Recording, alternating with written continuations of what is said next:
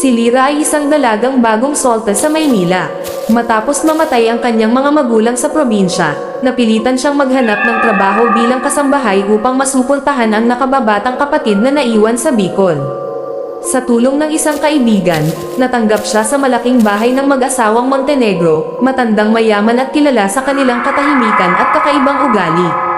Sa unang araw pa lamang, napansin ni Lyra ang malamig na tingin ni Aling Rosa, ang matandang may bahay. Mabait ang pakikitungo ng among lalaki, ngunit kakaiba ang mga bilin ng ginang. Bawal pumasok sa silid sa ikalawang palapag kapag hating gabi. Huwag bubuksan ang anti-gang aparador sa silid aklatan. Iwasang sumilip sa malaking salamin sa bulwagan kapag wala ang may-ari ng bahay.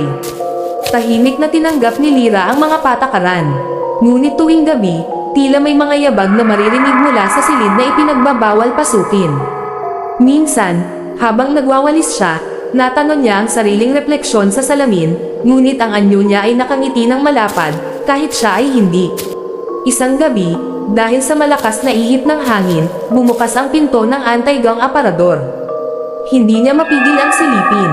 Sa loob, nakasabit ang mga lumang kasuotang pamburol at mga larawan ng mga kasambahay na tila pamilyar ang mukha, pati siya, may litrato na roon, suot ang damit na gaya ng kanyang uniforme ngayon.